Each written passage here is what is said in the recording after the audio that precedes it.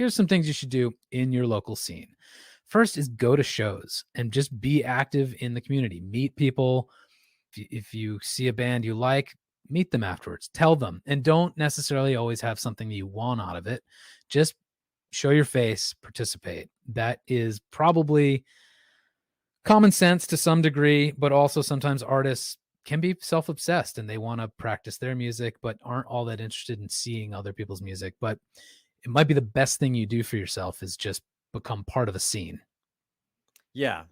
And that takes time and effort. It's not as easy as some of the things you can do online, but going to a show, and especially like if there's bands that you wish you could be opening for them, because eventually you want to be playing the stages they're playing as the headliner and have the audience that they have. Go to those shows, be helpful to the band, help them move their gear, introduce yourself because, maybe there's a time that you can open for them, just play 20 minutes, something like that. Yeah, well, I guess to bring it back to the topic of the show is like, well, how does that help me make my first true fan? Well, your first true fan might be in that band's audience. And so the more you become part of a scene, you will play shows together. You might have promo efforts that lock up together. You might get press in the same magazine. There's just this sort of halo effect or synergy or whatever that can happen where once you have this overlap of interest, well, then you start to make fans in their audience and maybe vice versa. So to get back to the like self-serving aspect of it, it's Yeah. about finding new listeners. The last thing I'd say on that is that, when I go to shows, I'm usually like observing the audience and seeing what did this band do that seems to be working. If we share a similar audience type, we mentioned QR codes earlier.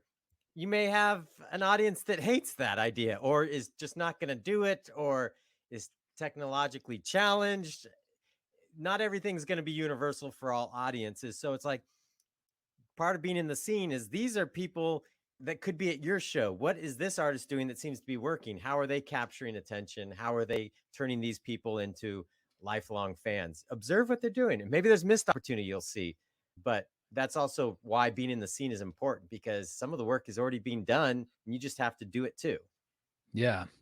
Well, another thing that you should definitely do in your local scene is to reach out to all of the local press. And I don't just mean the newspapers, the arts weeklies, like I'm talking like the neighborhood magazines that do the one page fold out thing and the online event community calendars, like literally anything that covers music and live events in your whole area. Reach out to these people. And they might hate me for saying this, but I think you should reach out to try to establish a relationship even before you have a request. Even if it's like, hey, Ned, I loved that show preview you did for this band. That band's awesome. Thanks for covering them. Like, done. Now, suddenly, next time you write that person and you want a review or a show preview or something, like they might remember you. So, in that same way, be a part of the press scene without being a pest. You don't want to be writing them all the time, but I think establish relationships before you need them. Yeah, they're people too. So, you can appeal to them on different levels like, hey, I'm new in the scene. I love your writing, or I've always read your column. Can I buy you lunch or take you to coffee or get a beer with you and just hear more about your advice for connecting in this area? My email would go something like this. Hey, I'm new in this scene and I've noticed you're a huge asshole. You really are so snarky and you tear bands apart. So I want to know what you dislike so I can avoid it. Sincerely, Can Chris. Can I take you to can can coffee?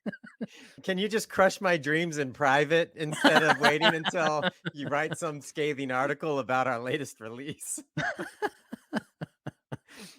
That would be Yeah. better. But oftentimes these folks, they work usually pretty thankless jobs. It's a lot of these gatekeepers that musicians look at. It's like all day long, people just want something from them. And being a columnist at your weekly paper isn't the greatest gig ever either. It may not be a bad gig, but it's not like the featured reporter at the New York Times or whatever this person may have aspired to be. I don't know. But oftentimes people are just trying to get from them, and it feels like all the relationships are just taking. Try a different approach and like, hey, can I give something to you? And just hear about your story. Yeah. Oftentimes people will respond positively. When I was in Nashville, I had a roommate that just started reaching out to top session players and asking them if he could take them to dinner, and they were more than happy to. And you're like, these people are like playing on the best records, but they're also people that again don't get They uh don't get the star-studded attention yeah, all the they don't time, get so attention a lot, and just having someone like be thoughtful and do something for them feels good. yeah, well, 2 other people you should reach out to while we're lumping in press, not just press, but also local community radio DJs, college radio DJs, people who run record stores. There might be chances to do in studio performances or in store performances. So, sort of include them in your roster of people you try to make some relationships with. The next thing probably sounds very old fashioned, but I've actually noticed it can be really powerful, which is put up posters, make postcards, like have in real life visuals that are in the record stores and on the phone booths and wherever else, because I think everyone thinks so much about their phones now that when people are walking down the street, they're almost surprised to see Yeah. actual physical things. And I noticed for me, I'm like, oh, cool, band posters. Those are still a thing.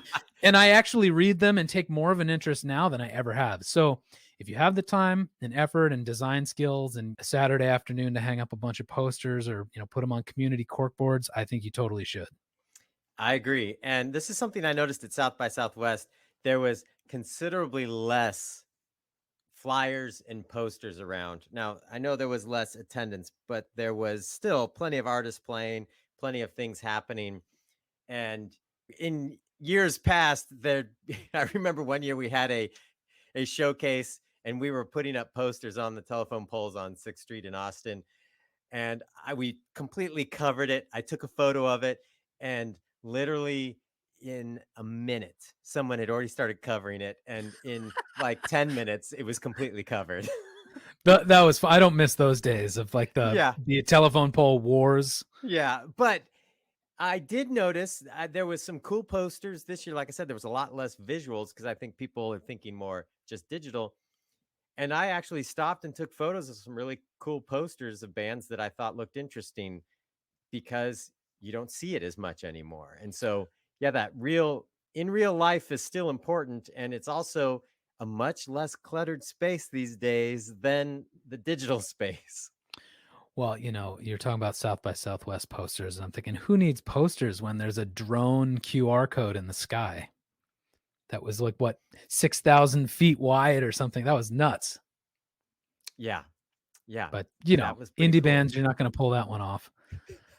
Um, Yeah, you need like 500 drones. That sounds expensive. one reminder I have is if you're booking shows or have some event, like make sure you communicate with the venue or the other acts or whoever is sponsoring it, maybe some local businesses.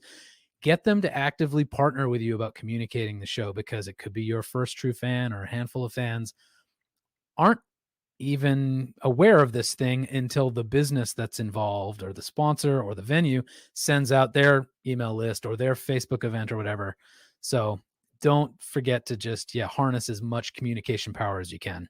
The last thing was like the same thing as we were saying, be a good digital citizen, is just be a good member of your community. And like you already said, find ways of helping out. That could mean you're hosting house shows or basement shows, or you're curating a battle of the bands, just how can you solve problems in your musical community? And when you do, it's going to open doors. And when you open doors, new members of your audience might be behind door number 2. Yeah, and also when thinking about finding your first fans, and this is the opportunity just to expand your fan base as well. Oftentimes, you are participating in communities that are based on something else. But the fact that you are a musician is really cool to that community and they rally around you. This is where I think a lot of the success stories we've been seeing around NFTs and a lot of the storylines around that are artists that have been very involved in the cryptocurrency community.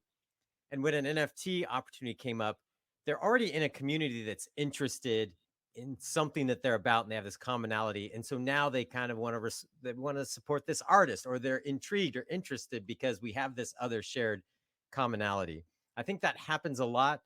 If you remember Simon from the Slants, He's been a speaker at our conference. He's going to be back again this year. He was on the podcast several years ago, but he was talking about how they were very big in anime communities and lawyer communities because of some uh, shared commonalities. The lawyer thing, because of all the things he went to, and ended up going to the Supreme Court over the trademarking their band name, that this tapped them into a lawyer community that was very interested in them as an artist because there was something that resonated with them that was outside of the music. So my point being that sometimes there's some opportunities that are that commonality that exists with groups, and you're the one musician they know, and so they rally around you. Mhm. Different than friends and family and coworkers, but not to be overlooked.